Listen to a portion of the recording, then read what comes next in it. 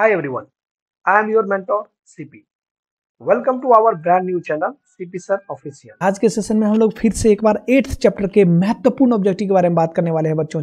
जो चैप्टर है आज के दिन वो आपका है इलेक्ट्रोमैग्नेटिक वेव्स, बोले तो विद्युत चुंबकीय तरंग की बात करने वाले हैं, है ना बात सही।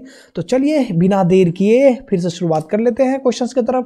पहला क्वेश्चन है बच्चों आपका, यानी कह सकते हैं एक्स किरणें। तो एक्स किरणें कौन सी किरणें होंगी ये आप जानते हैं, यानी विद्युत चुंबकीय तरंगे। एक्स किरणें कौन सा बन रहा है, विद्युत चुंबकीय तरंगे बन रही है। सेकंड क्वेश्चन की अगर हम बात करें बच्चों तो सेकंड क्वेश्चन आपका क्या बन जाता है, निम्नलिखित में से किस विद्युत चुंबकीय विकिरण का तरंग न्यूनतम है ना बात सही। तो इसका आंसर आ जाएगा गामा किरणें। कौन सी, गामा किरणें की बात आती है। चलिए नेक्स्ट क्वेश्चन बात करते हैं, निम्नलिखित में से किसका भेदन क्षमता सबसे ज्यादा। वेदन क्षमता का क्या मतलब हुआ बच्चों, यानी प्रहार करने की क्षमता हो जाती है। थर्ड नंबर का जो ऑप्शन बनने वाला है वो बन जाता है किसका, गामा किरणें का। कौन सा, गामा किरणों की बात आती है ना बात सही। तो चलिए नेक्स्ट क्वेश्चन की अगर बात करें बच्चों, क्वेश्चन नंबर 4 की बात करते हैं। विद्युत चुंबकीय तरंग में विद्युतीय तरंग और चुंबकीय तरंग के बीच का जो कालांतर होता है वो किसके करीब बनता है, वो बनता है बच्चों शून्य, यानी कह सकते हैं डी चॉइस, है ना। चलिए फिलहाल के लिए बात कर लेते हैं आपका फिफ्थ नंबर क्वेश्चन कहता है बच्चों, निम्नलिखित में से निर्वात में विद्युत चुंबकीय तरंग की चाल के लिए सही। जब भी इस तरह की बात आती है तो C इक्वल्स टू किसके करीब होता है, 1/μ0 इंटू बोलिए एप्सिलॉन नॉट के पावर कितना 1/2।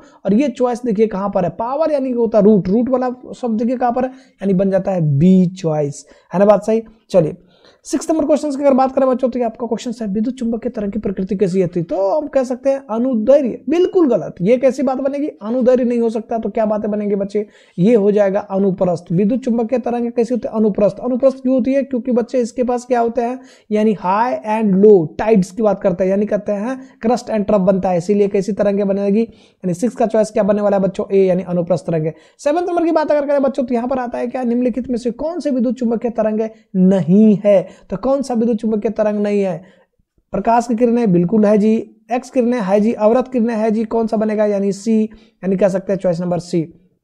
प्रकाश के वेग के लिए कौन सा सही है बच्चों, प्रकाश के वेग के लिए कौन सा सही है, C इक्वल टू आ जाता है जी E अपॉन में बोलिए कितना। कभी कभी क्वेश्चंस ना बदल देता है, E/B का जो बीमा होता है वो किसके करीब बनेगा, LT-1। तो ये भी थोड़ा ध्यान दीजिए। अगर इसके मात्रक की बात करते हैं तो मात्रक क्या बनता है, मीटर पर सेकेंड आता है। तो चॉइस नंबर कौन सा बनेगा, यानी ए।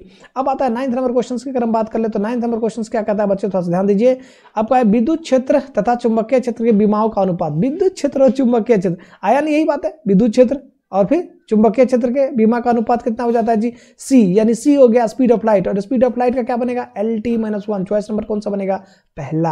अब हम बात करते हैं विद्युत चुंबकीय क्षेत्र की तीव्रता। विद्युत चुंबकीय क्षेत्र की तीव्रता यानी E की जब भी बात करते हैं बच्चों तो E किसके करीब बन जाता है, E का जो वैल्यू बनेगा बच्चों यानी बन जाता है एप्सिलॉन नॉट C इंटू बोलिए कितना B0 का स्क्वायर अपॉन में बन जाता है 2। तो देखिए कौन सा चॉइस बन रहा है, कौन सा चॉइस, ये चॉइस बन गया, चॉइस नंबर आपका A, है ना। नेक्स्ट क्वेश्चन जाने से पहले मैं आपको बता दूं बच्चे, आप देखना शुरू कर दिए हैं CP sir official YouTube channel. बच्चों कमेंट बॉक्स खाली है, आपकी प्रतिक्रिया हमें बहुत महत्वपूर्ण मायने रखते हैं। अगर आपको लगता है कोई थोड़ी बहुत कमी जो भी हो, आप कोशिश करिए कमेंट करने की, मैं कोशिश करूंगा उसको पूरा करने का। फिलहाल चलते हैं नेक्स्ट क्वेश्चन की तरफ। माइक्रोवेव, इसको ना यहाँ पर हम वेव लिख सकते हैं। माइक्रो माने सूक्ष्म की बात करेंगे, सूक्ष्म तरंग की बात कर लेते हैं। तो सूक्ष्म तरंग या माइक्रोवेव की चाल तथा एक्स किरणों के चाल का अनुपात किसके करीब हो जाता है। इस तरह का जब भी क्वेश्चन आए तो हमेशा ध्यान दीजिएगा 1:1 का रेशियो बनता है बच्चों, कितना 1:1 का रेशियो बन जाता है।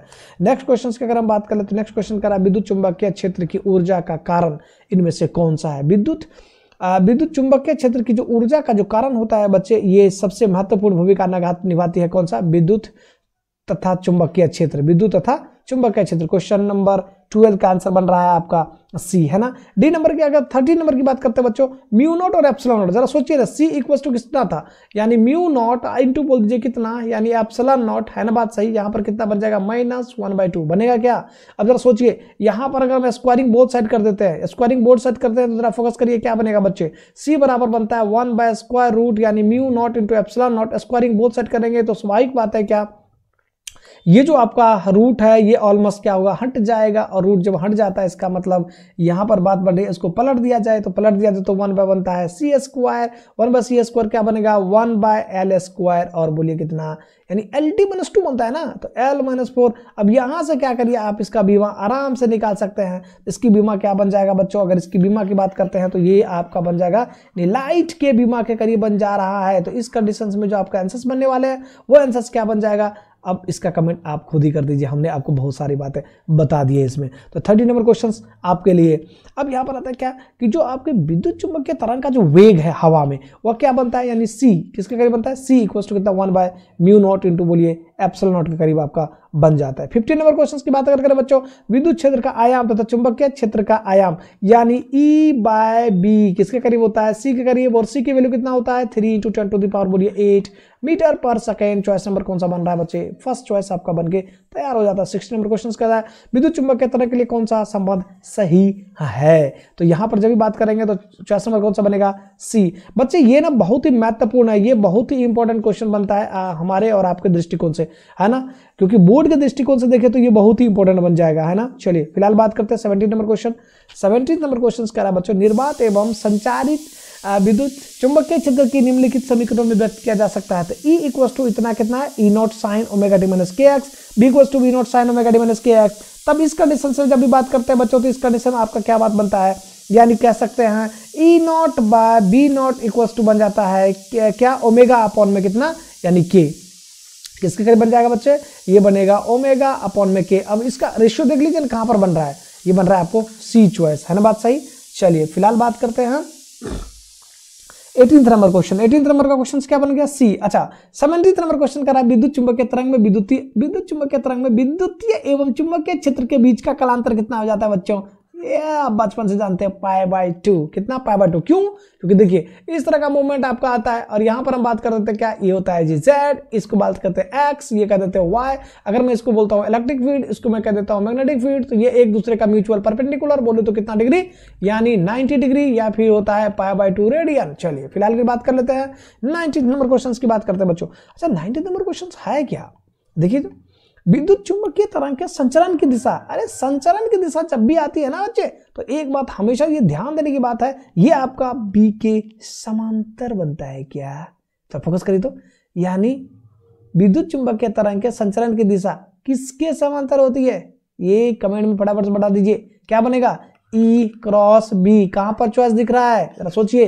कहां पर मिल रहा है, E cross B, E cross B, E cross B, यानी डी चॉइस। चलिए नेक्स्ट क्वेश्चन की तरफ चलते हैं। नेक्स्ट क्वेश्चन आपका है बच्चों कितना, यानी चुंबकीय क्षेत्र B एवं विद्युत क्षेत्र E। अब ना पहले आप जानते थे कि E बाय अगर हम किसकी बात करते हैं B तो ये C के करीब हो जाता है। अब हम बात कर रहे हैं B बाय E के करीब, तो अब आप मुझे कमेंट करिए क्या आंसर होने वाला है।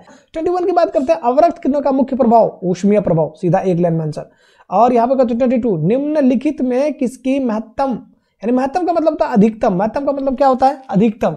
जैसे हम अधिकतम की बात करते हैं यहाँ पर आ जाता है किसकी, अधिकतम वेदन क्षमता। जब भी बात करें बच्चों तो ये बन जाता है किसका, यानी कह सकते हैं बच्चों डी चॉइस, यानी गामा किरणों का वेदन क्षमता बहुत ही अधिक हो जाता है। विद्युत चुंबकीय तरंग की प्रकृति कैसी होती है, विद्युत चुंबकीय तरंग जब भी आ जाता है बच्चे तो इस प्रकार के क्वेश्चन के लिए आंसर आपका बनता है अनुप्रस्थ तरंगे। कौन सी तरंगे बनेगी, अनुप्रस्थ तरंगे बनता है। चलिए फिलहाल के लिए बात करते हैं बच्चों, आपको बन जाता है क्या 24 नंबर क्वेश्चन, यदि विद्युत चुंबकीय तरंग का यूई और आपका बन रहा है यानी चुंबकीय तरंग का, या कुछ अन्याय नहीं कर दिया, यदि विद्युत चुंबकीय तरंग का यूई तथा यूबी विद्युत क्षेत्र तथा चुंबकीय क्षेत्र, हाँ ठीक है जी, विद्युत चुंबकीय तरंग में यूई और यूबी जो है ये एनर्जी है किसका, इलेक्ट्रिक फील्ड का, ये मैग्नेटिक फील्ड का, तो इसका घनत्व किसके करीब बन जाएगा, घनत्व जो बनेगा बच्चे ये बन जाता है किसके करीब, यूई बराबर कितना, यूई इक्वल टू बन जाता है यूबी। थोड़ा ध्यान दीजिएगा यहाँ पर, है ना बात सही। चलिए 25 नंबर क्वेश्चन है, एक्स किरणें किसको छेदन करने की क्षमता रखता है। एक्स किरणें जो होते हैं बच्चे ये हमेशा याद रखिएगा, ये किसको, यानी जो आपके ह्यूमन मसल्स है उसकी बात करते हैं, है ना, उसको भी छेदन करने की क्षमता रखता है। तो थोड़ा सा ये भी ध्यान देने की बात है। अब यहाँ पर एक क्वेश्चन आता है कि पानी को शुद्धिकरण करने के लिए कौन सा विद्युत चुंबकीय तरंग, बड़ा इंपॉर्टेंट क्वेश्चन बनता है, ये इंपॉर्टेंट क्वेश्चन है। पानी को शुद्धिकरण करने के लिए कौन सा विद्युत चुंबकीय तरंग का उपयोग किया जाता है। अगर इस तरह क्वेश्चन हो तो हम कह सकते हैं यूवी किरणें। आपने देखा होगा आपके आरओ में लगा होता है अक्सर ये चीजें यूवी, है ना, अल्ट्रा वायलेट, और आरओ का मतलब होता है रिवर्स ऑस्मोसिस। तो ये सब बात आपको थोड़ा सा ध्यान रखना होगा। ये सब तो आपके आरओ में देख के, यानी पानी ड्रिंकिंग वाटर का जो आपका क्या होता है सप्लाई डिवाइस है, उस पर भी ये सब चीजें आखिर लिखा होता है।